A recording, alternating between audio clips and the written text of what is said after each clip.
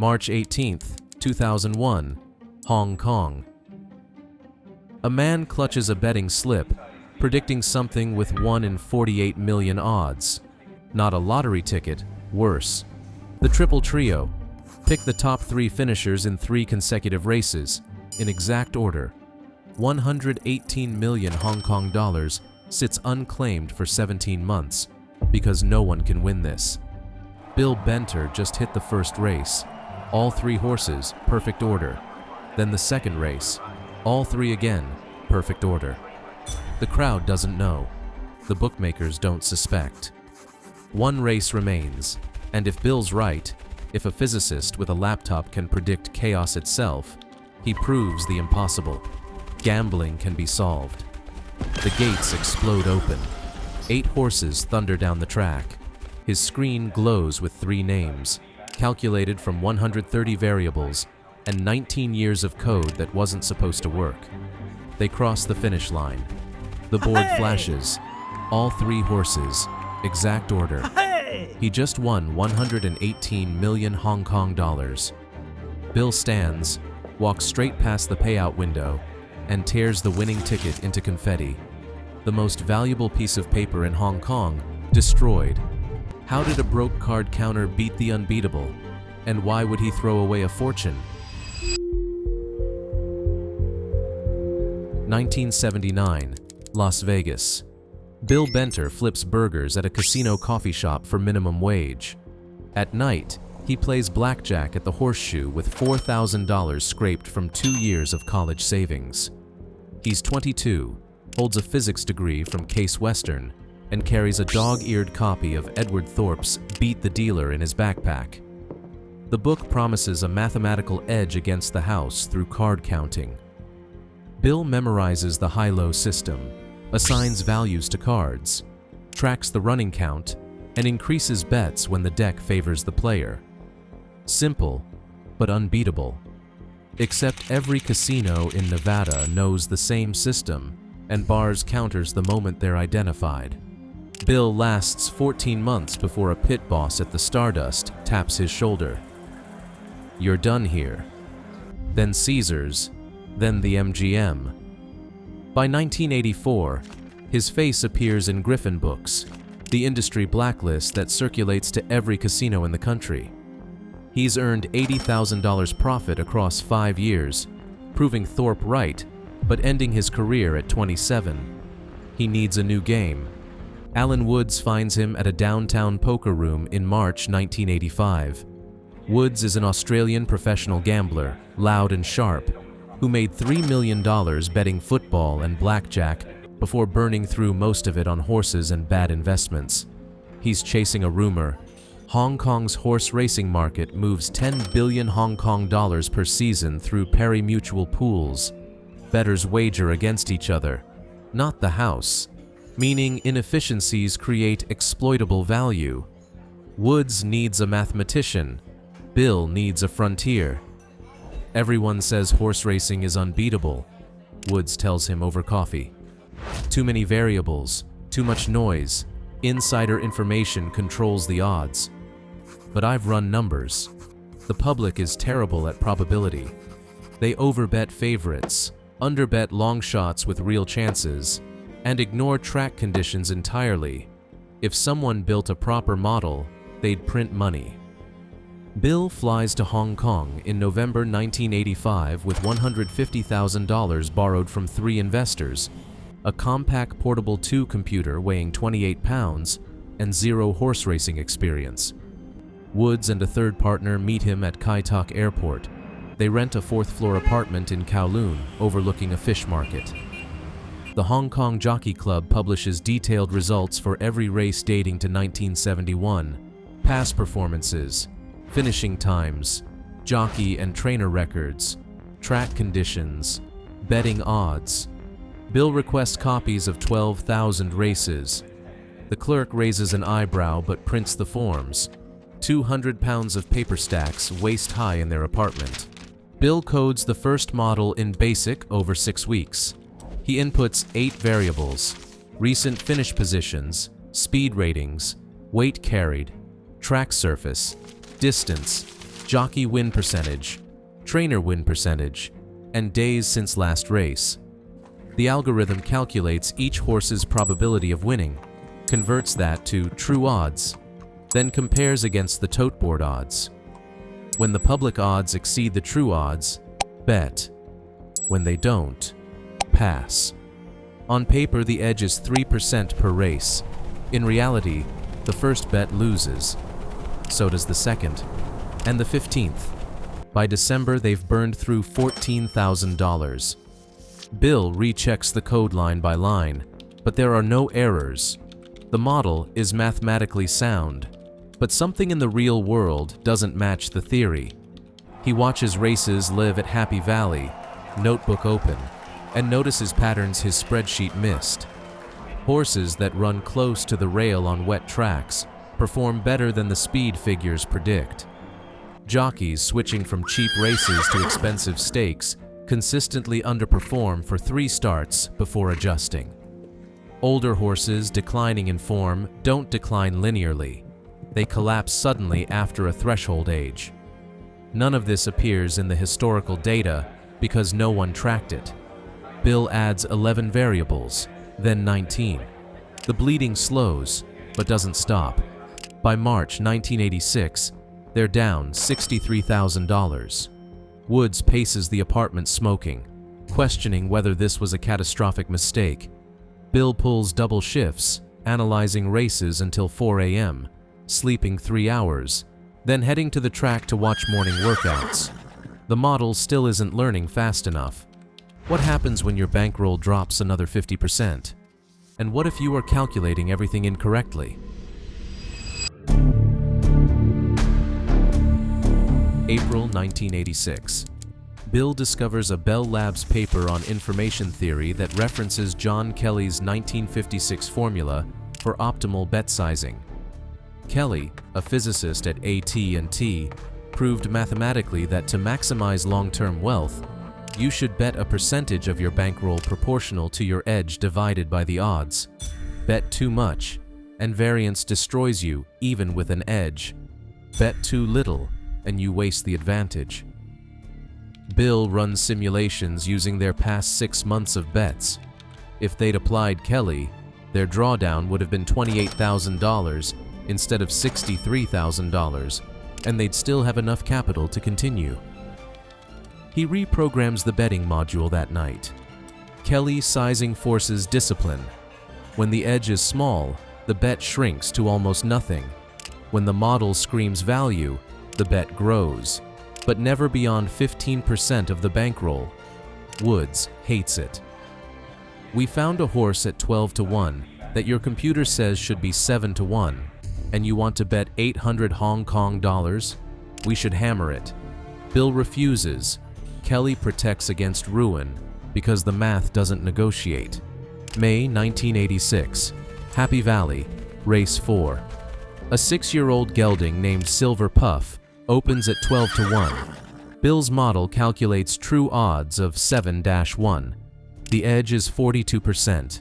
Kelly recommends 1,200 Hong Kong dollars from their remaining $87,000 bankroll. They place the bet across 3 windows to avoid moving the line.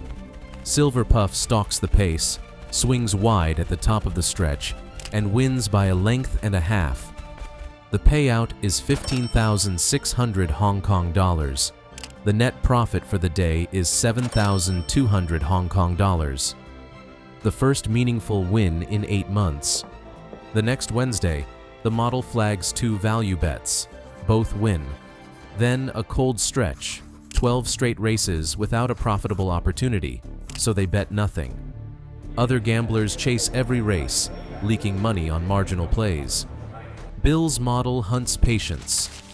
By August, the spreadsheet shows black ink, 34,000 Hong Kong dollars profit. Woods stops pacing. Bill allows himself 1 beer. The system works, but the question remains whether the edge is large enough and stable enough to justify the work.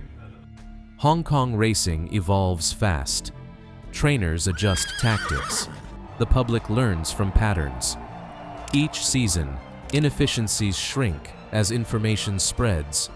Bill needs to evolve faster. He hires a local programmer named Paul Kwan and a racing analyst who worked for a trainer at Sha Tin. They expand the database to include 26 variables: bloodline performance on specific surfaces, jockey-trainer combination history, pace scenarios based on running styles, even which gate positions favor early speed versus closers. The model grows from 800 lines of code to 4,200. Processing time jumps from 12 minutes per race card to 90 minutes. Bill upgrades to an IBM-PS/2 and runs projections overnight. By December 1986, their win rate on identified value bets climbs to 58%, enough to generate 180,000 Hong Kong dollars profit for the season. They return investor capital plus 40% gains. Bill and Woods split the rest. For the first time since Vegas, Bill earns 6 figures from pure mathematical edge. But the partnership is fracturing. Woods wants to scale up, recruit more bettors, flood the pools with larger wagers. Bill wants to refine the model first, expand the variable set to 50, then 100, until the predictions approach perfection. Woods calls him obsessive. Bill calls Woods reckless. The tension erupts after a March 1987 race, where Woods overrules the Kelly calculation and bets triple the recommended amount on a sure thing that finishes 4th. They lose 30,000 Hong Kong dollars in one race. Bill doesn't speak to Woods for 2 days. When they finally talk, the conversation lasts 8 minutes. Woods is moving to Manila to run his own operation. Bill stays in Hong Kong. The partnership that cracked the code dissolves after 16 months of collaboration. Bill reforms the team with Kwan and 2 data analysts. No more personality conflicts. No more strategic disagreements. The model is now his alone. But can a solitary physicist outperform a charismatic gambler with twice the capital and international networks? September 1987. Bill's model tracks 73 variables per horse. Speed figures, class ratings, pace projections, track bias by rail position and distance, jockey statistics broken into turf versus dirt, and front-running versus closing styles, trainer patterns for layoff horses and first-time starters, pedigree performance in mud, weight adjustments for age and sex, even the impact of temperature on track speed. The algorithm synthesizes these into a single probability estimate, converts it to odds, then compares against the public line. The edge emerges not from one brilliant insight, but from aggregating dozens of micro-edges the crowd overlooks. January 1988. Their betting operation places 1.2 million Hong Kong dollars in wagers across the month and nets 340,000 Hong Kong dollars profit. In February, 410,000 Hong Kong dollars profit on 1.5 million Hong Kong dollars in action. The return on investment hovers near 22%, unheard of in gambling, comparable to the best hedge funds on Wall Street. Bill reinvests profits into the model. He purchases historical weather data dating to 1972 and discovers rainfall 3 days before a race affects track firmness more than rain on race day, an insight the public misses. He acquires veterinary records and finds horses recovering from specific injuries underperform for 9 starts, not the 6 starts most handicappers assume. Each discovery adds another 0.5% to the edge. By mid-1988, Bill's operation generates 4.7 million Hong Kong dollars in annual profit, roughly 600,000 US dollars. He pays his 3-person team 40,000 Hong Kong dollars monthly salaries plus 10% profit share. He donates 500,000 Hong Kong dollars to Pittsburgh charities anonymously. He wears the same rumpled blazer to the track and eats at the same Dai Pai Dong stall for lunch.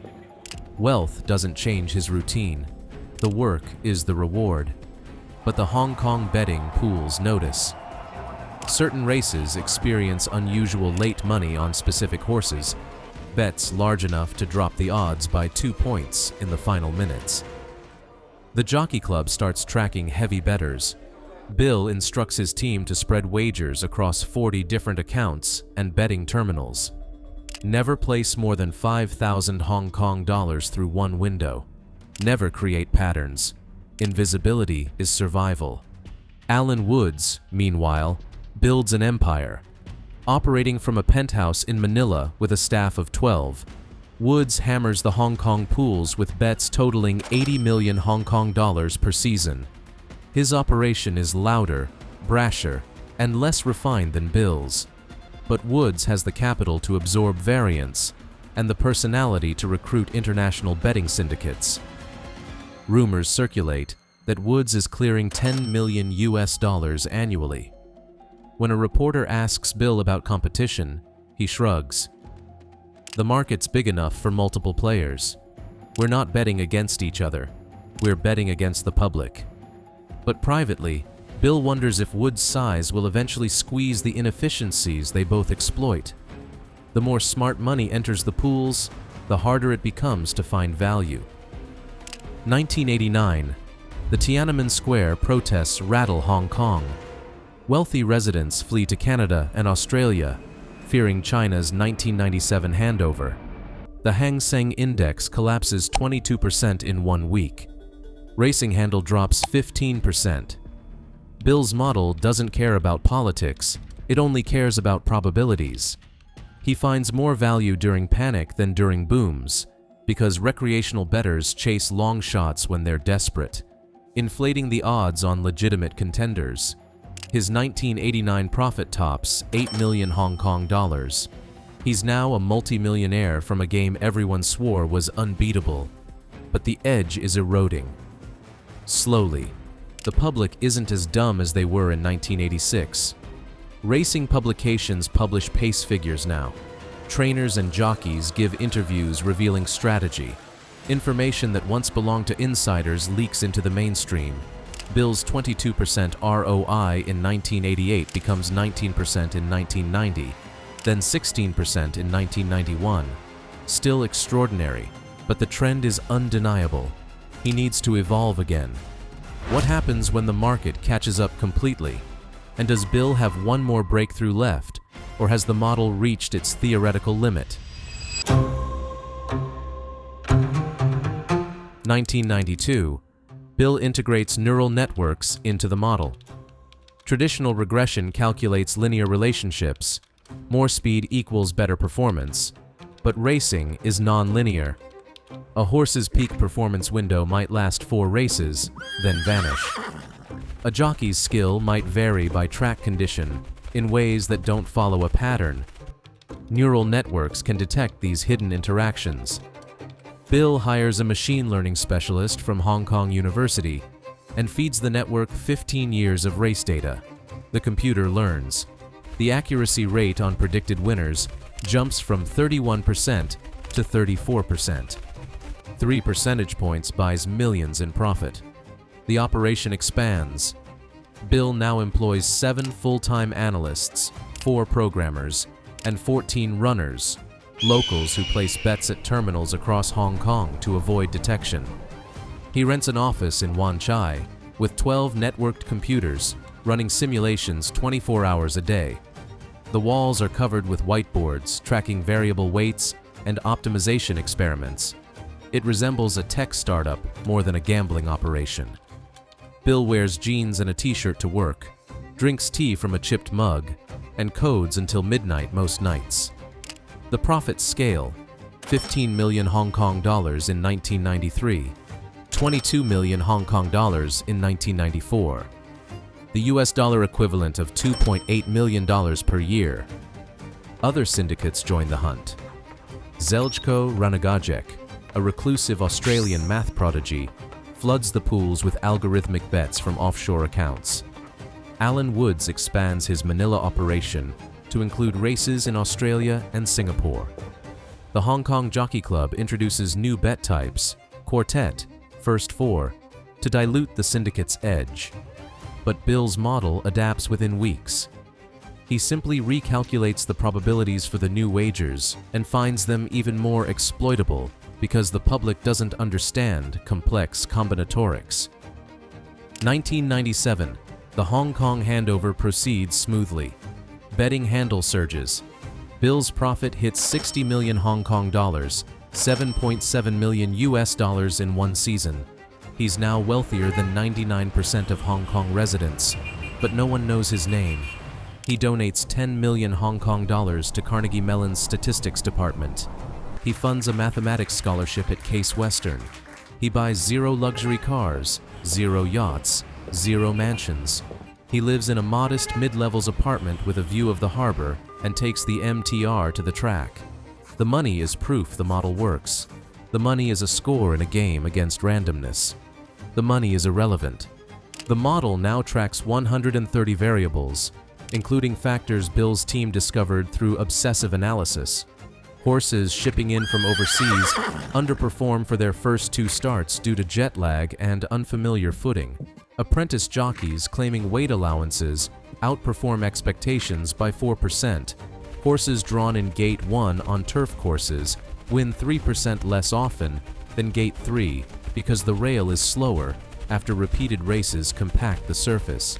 Bill's team tests hypotheses like scientists, runs regressions, discards 90 ideas for everyone that improves the model. It's unglamorous work, spreadsheets, not champagne. But by 1999, Bill Benter has generated an estimated 100 million US dollars in cumulative gambling profit, making him perhaps the most successful gambler in history. The question shifts from, can you beat horse racing? To, what do you do after you've beaten it? In Bill's case, the answer is, find the ultimate test. A bet so unlikely that even his computer gives it minimal chance. A wager designed to prove that logic has fully conquered luck. January 2001. The Triple Trio jackpot in Hong Kong reaches 100 million Hong Kong dollars and climbs. No one has won it in 17 months. The bet requires predicting the top 3 finishers in 3 consecutive races in exact order. Combinatorically, the odds approach 1 in 48 million. Most professionals dismiss it as a sucker bet, variance too high, payout frequency too low, negative expected value. But Bill's model sees something different. With the jackpot exceeding 100 million Hong Kong dollars, even a slim probability becomes mathematically profitable if you can identify the most likely combinations. Bill runs simulations. His algorithm narrows the first race to 12 plausible top 3 combinations. The second race, 14 combinations. The third race, 19 combinations. The total possible tickets covering all permutations are 3,192, and the cost per ticket is just 10 Hong Kong dollars.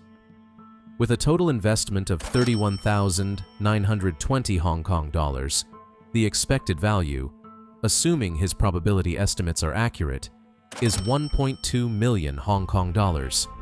Positive. Barely. But positive. He coordinates with his team. They'll purchase tickets incrementally over 3 weeks, spreading the action across different dates and locations to avoid raising suspicion. The Jockey Club monitors large-scale betting patterns, and a sudden rush of Triple Trio tickets might trigger an investigation or rule change. By early March, they've acquired 2,847 combinations, covering 89% of the model's projected win probability. Bill caps the investment at 28,470 Hong Kong dollars, enough for an edge, not enough to risk detection. March 18, 2001. Race 4 begins. Bill watches from the Sha Tin grandstand, laptop open. His top 3 picks run first, second, third. Exact order. The first leg hits. The crowd buzzes. Someone's still alive for the jackpot. Race 5. Bill's selections include a 5-to-1 shot that stumbles at the start, then rallies down the stretch to finish third. The combination survives. 2 legs down. one remains. The pool swells to 118 million Hong Kong dollars as bettors frantically purchase last-minute tickets, hoping to split the jackpot. Bill's edge just grew. The public's panic bets diluted the pool with low-probability combinations, improving his expected value. Race 6. The final leg. 8 horses. Bill's model ranks 3 as most likely to finish in the top 3. A 4-to-1 favorite with strong speed figures, a 6-to-1 closer with perfect track conditions, and an 8-1 mid-pack runner who excels at this distance. If any permutation of these 3 finishes in the top 3, he wins. The gates open. The favorite brakes fast and grabs the rail. The closer sits 7th, waiting. The mid-pack runner stalks in 4th. Bill's heart rate stays calm. This is math, not magic. This is 18 years of work proving its worth in 90 seconds. They round the far turn. The favorite leads by 2 lengths. The closer begins a wide move. The mid-pack runner edges past a tiring rival to claim 3rd. But an outsider, a 15-to-1 shot Bill's model gave 8% probability, surges from nowhere to challenge for 2nd. If this horse finishes in the top 3, Bill loses. The outsider's jockey glances back at the stretch, checking his position. A fraction of a second lost. The mid-pack runner accelerates. They hit the wire. The photo sign flashes. Bill waits. The tote board updates. 4-to-1 favorite first, 6-to-1 closer second, 8-1 mid-pack third. Perfect. All 3 legs, exact order. He just won 118 million Hong Kong dollars. The crowd erupts. Confusion spreads. Who won? Ushers scan for someone claiming the ticket. Bill stands, slides the laptop into his bag, and walks toward the exit. He doesn't approach the payout window. He doesn't notify the Jockey Club. The ticket stays folded in his jacket pocket until he reaches his car, where he tears it into confetti and drops it in a trash bin. The proof was the point. The money was already irrelevant. Claiming the jackpot would expose him, end his anonymity, possibly trigger rule changes that close the edge forever.